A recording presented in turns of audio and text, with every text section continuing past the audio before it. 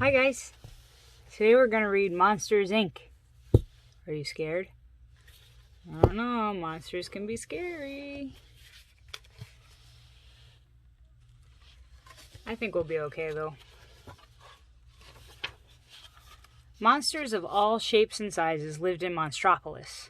The monsters kept their town running by sneaking into the human world and collecting screams from human children. Those screams were turned into energy. Monstropolis was in the middle of an energy shortage. It was getting harder and harder to scare children.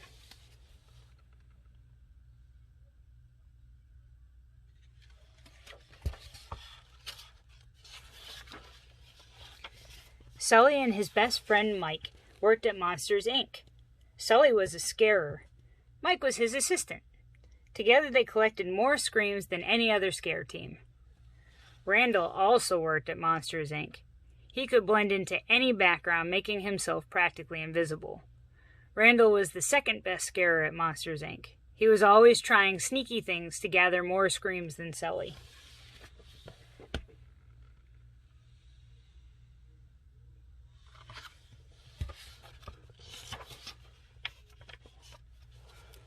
One day, Randy, Sully, and the other scarers stood in front of a row of doors, ready to start work. Each door would lead them into a different child's bedroom in the human world. "May the best monster win," Sully said to Randall. "I plan to," Randall snarled back.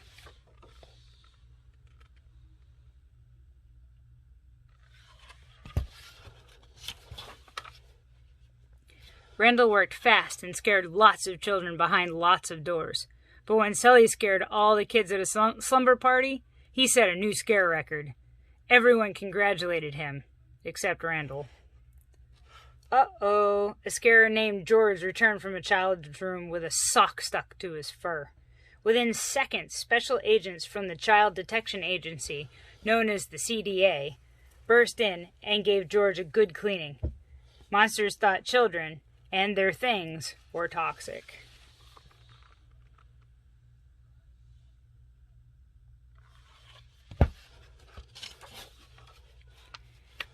After the workday ended, Sully noticed that a child's door was still out on the scare floor. He peeked inside, but didn't see anyone. As Sully closed the door and started to walk away, he heard a voice. "Kitty!" A little girl was holding on to his tail. She wasn't scared of him, but he was terrified of her. Sully panicked. He tried to get the girl back in her room, but she wanted to play. Sully finally managed to hide her in a duffel bag just as Randall walked by. Phew! No one could know about the little girl. Human kids were not allowed in Monstropolis.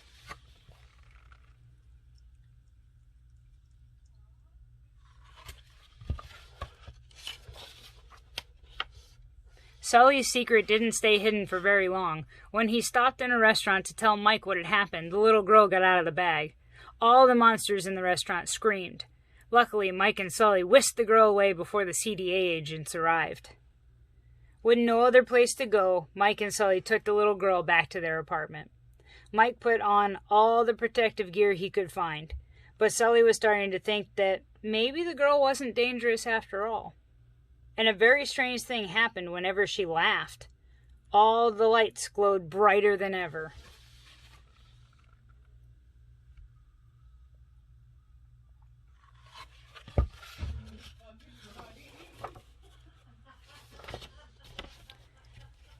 The next day, Mike and Sully dressed the girl up like a little monster and went to work. Everyone at Monsters, Inc., even the boss, Mr. Waternoose, believed that the little girl was a monster child. Mike and Sully heard Randall and his assistant talking about the human girl. They realized that Randall was the one who had brought her to Monstropolis.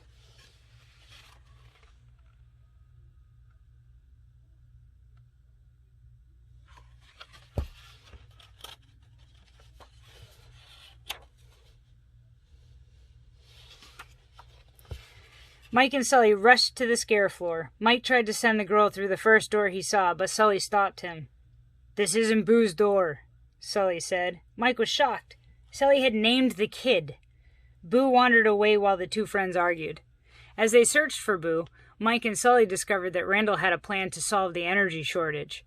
He was going to use a machine to suck all the screams out of Boo. Sully ran to tell Mr. Waternoose what Randall was up to, but Mr. Waternoose took Boo and pushed Mike and Sully through a one-way door into the human world. Waternoose was in on Randall's wicked scheme.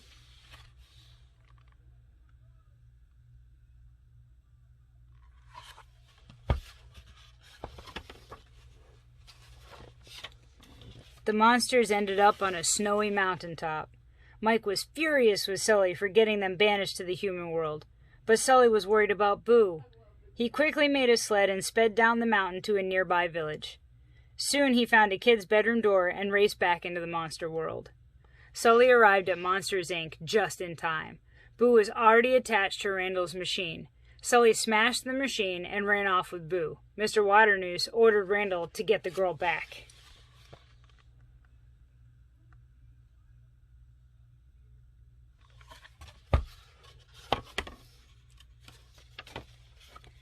After a wild chase, Sully, Mike, and Boo escaped from Randall. Then they tricked Mr. Waternoose into talking about his evil plan. The CDA agents heard every word and took Waternoose away. Boo was safe.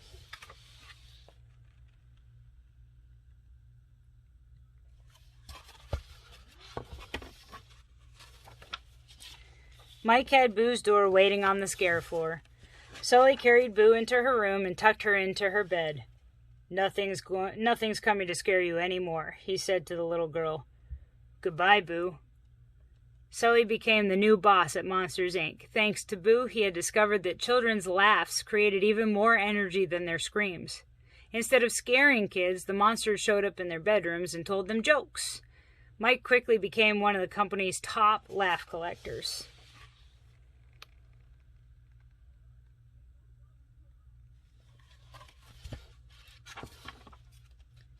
The monsters were happy because their city had all the energy it needed. The children were happy because they weren't being scared at night anymore. And Sully was happy because he could visit Boo whenever he liked. The end. I guess we didn't have to be scared after all. Bye, guys.